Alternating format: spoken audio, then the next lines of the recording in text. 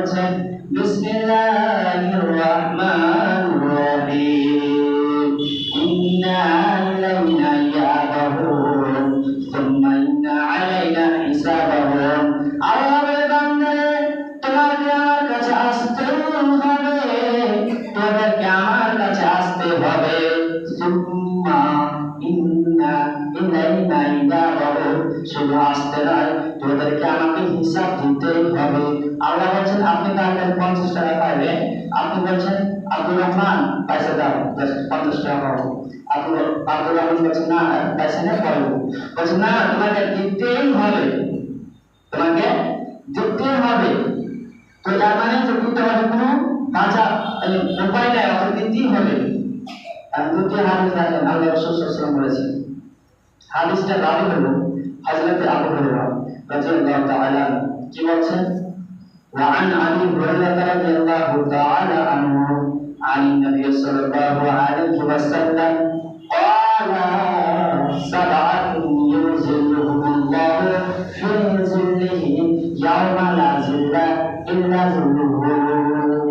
আল্লাহ রাসূল সাল্লাল্লাহু আলাইহি ওয়াসাল্লাম বলেছেন আল্লাহ রাব্বুল আলামিন কিয়ামতের দিন 7 ধরনের 7 কিসমের 7 প্রকারের লোককে আল্লাহ নিজের আরশের নিচে জায়গা দেবে, আল্লাহ রহমতের জায়গা দেবে, যেখানে কোনো ছায়া থাকবে না, কোনো আল্লাহর আরশ ছেড়ে কোনো ছায়া থাকবে না। শুধু আমরা আপনারা মা পেট থেকে যখন দুনিয়াতে এসেছি ওরকম হয়ে আল্লাহ রাসূল বলেছেন কিয়ামতের দিন যখন মানুষ দুনিয়াতে ওরকম হয়ে এসেছে, কিয়ামতের দিন মা পেট থেকে ওরকম ভাবে ওরকম হয়ে আল্লাহ আল্লাহ হাসরের ময়দানে দাঁড় হবে, হাসরের ময়দানে জমা হবে। আমাদের আয়েশা জিজ্ঞাসা করছেন ইয়া রাসূলুল্লাহ, আল্লাহ বলে আমি বুঝতে পারলাম না কিয়ামতের দিন সমস্ত মানুষ উলঙ্গ হয়ে থাকে, মহিলা যদি উলঙ্গ হয়ে থাকে তার পাশে তো পুরুষ থাকবে।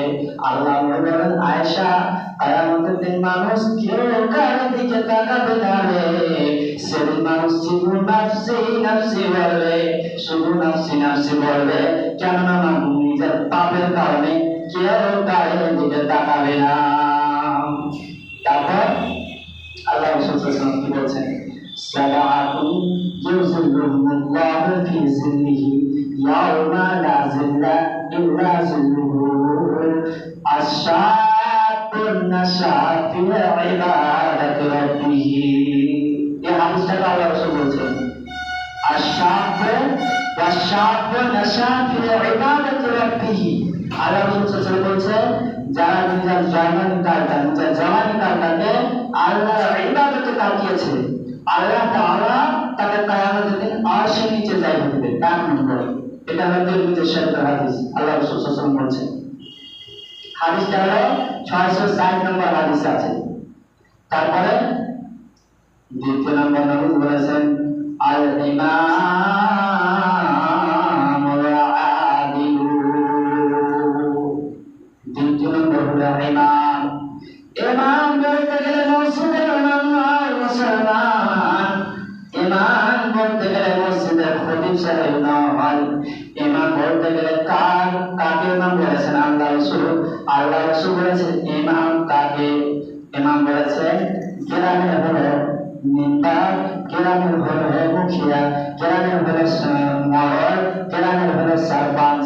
এই প্রকার আল্লাহ রাসূল বলেছেন ইমাম বলতে গেলে যাকে তাজরা ইমাম বানায় হয় তাহলে ইমাম।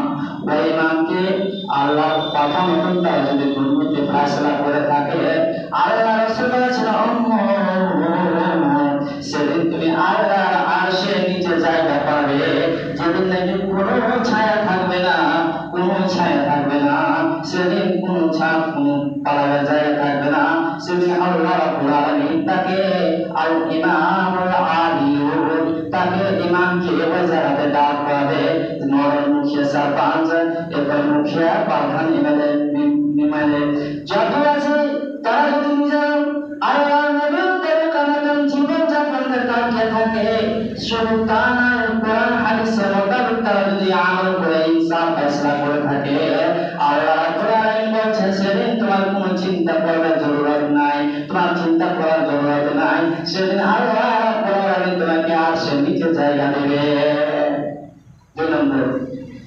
3 নম্বর, আল ইমামুল আদিলুন ওয়াশাবুন নাশা ফি ইবাদাতি রাব্বিহি। আর 3 নম্বর আল্লাহ রাসূল বলেছেন ওয়ারাজুল কলবুহু মুআল্লাকুন ফিল মাসাজিদ। আল্লাহ নবী বলেছেন আল্লাহ সেদিন ওই যুবককে ওই লোকটাকে আপনি আর জোহরের নামাজ পড়ে বাড়ি গেলেন, বাড়ি যাওয়ার পরে আল্লাহ রাসূল বলেছেন যার দিনটা মসজিদে রাখতে থাকবে, যার দিনটা মসজিদে ঝোলানো থাকবে, আল্লাহ নবী বলেছেন আল্লাহ আরশের নিচে জায়গা পাবে, আল্লাহ রহমতের নিচে জায়গা পাবে। আপনারা বলবেন কি মসজিদের বিল রাখা মানে কি বুঝতে পারলাম না, একটু বোঝার চেষ্টা করুন। দেখেন, আপনি যখন জোহরের নামাজ পড়ে বাড়ি গেলেন, যাওয়ার পরে বুড়া মানুষ তাই চিনতে জানেন না, এবার দেখতে পাইলে মানুষ, এবার প্রতিদিন কেউ বেটাকে জিজ্ঞাসা করছে আব্দুল্লাহ আব্দুল সত্তার বেটা কয়টা ধরে আসলে নামাজ পড়ে নাকি দেখতো জিনাজা ব্যাটিং হয়নি মিয়া ঘন্টা আওয়াজ। আবার আপনার প্রতিদিনকে জিজ্ঞাসা করছেন হালিমা জায়দা এখন টাইম হচ্ছে কয়টা হলো, কয়টা টাইম হলো, তোমার তো দাদর আড়াইটা হলো, আড়াই ঘন্টা টাইম আছে। মানে আপনি নামাজ পড়ে গেছেন, বাড়িতে আসেন, বাড়িতে আপনার জীবন লাগে না। বলতে আল্লাহ বলেছেন আল্লাহ মানে কারা মসজিদে আপনার দুইটা রাস্তা থাকে, আল্লাহ রাসূল বলেছেন সে লোকটা কিসে যাবে, আল্লাহ আরশের নিচে জায়গা পাবে। কারা? যার দিনটা মসজিদে রাস্তা থাকবে। তো কার রাস্তা থাকছে? সাহাবায়ে কেরামের মধ্যে অনেক সাহাবী ছিলেন। যাও ভাই আমার, তারপরে আছে হাদিসটা তারজমা করতে পারেন, দুটা হাদিস আছে আপনারা লম্বা লম্বা হাদিস বলা যা আছে টাইমও নেই খুববার সময়।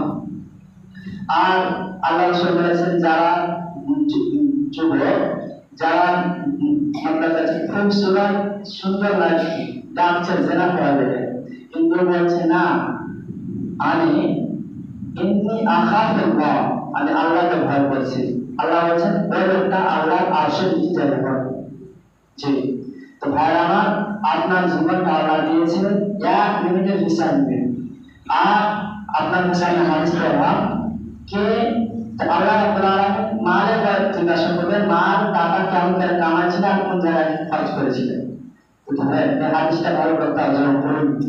তো আল্লাহ রাসূল সাল্লাল্লাহু আলাইহি ওয়াসাল্লাম বলেছেন যে ধরে নেন আপনি 500 টাকা কাজ করে আনলেন, 500 টাকা কাজ করে আনার পর আপনার গ্রামে একটা ফকিরের আপনি 20 টাকা দিলেন, চায়ের দোকান দিলেন 50 টাকা চা খেলেন, একটা আবার যে আছে মাদ্রাসাওয়ালা আয় মাদ্রাসার জন্য চাঁদা করতে হলে তাকে 100 টাকা দিলেন। এরপর আপনি পয়সা দিতে আসেন, আল্লাহ বলছেন ঠিক আছে খরচ করো, আল্লাহ বলছেন ঠিক আছে দাও, আল্লাহ একটু জিজ্ঞাসা করবে না যে কেন দিলেন। এবার গ্রামে একটা গান হয়েছিল, আল্লাহ অর্থনীতি 10 টাকা দিয়েছি, আল্লাহ বলবে কেন দিলেন, আল্লাহ বলবে কেন, কেউ আল্লাহ কেন বলে দেয়, কেউ বলে দেয়, এর জবাব আমরা দিতে পারবো না, ওখানে ফেসে গেলেন, ওখানে আমরা ফেসে গেলাম।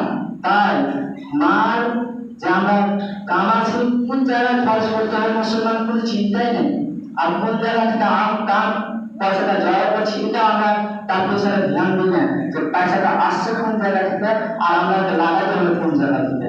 জি, তো আল্লাহ রাব্বুল আলামিন দোয়া করেন যে কোন সাহাবায়ে কেরাম তার নিজের আমলকে যা জিজ্ঞাসা করেছে আল্লাহ নবী সাল্লাল্লাহু আলাইহি ওয়াসাল্লামের তরিকা মোতাবেক একটা কবিতা পড়ছে, বলেন ভালোভাবে বুঝতে পারবেন। দুনিয়ায় সাদাকত में तेरा नाम रहेगा, दुनियाए सदाकत में तेरा नाम रहेगा, दुनियाए सदाकत में तेरा नाम रहेगा, सिद्दीक तेरा नाम से इस्लाम रहेगा, सिद्दीक तेरा नाम से इस्लाम रहेगा, दुनियाए मुअज्जिन में तेरा नाम रहेगा, दुनियाए मुअज्जिन में तेरा नाम रहेगा, बेलाल तेरा नाम से इस्लाम रहेगा, बेलाल तेरा नाम से इस्लाम रहेगा, दुनिया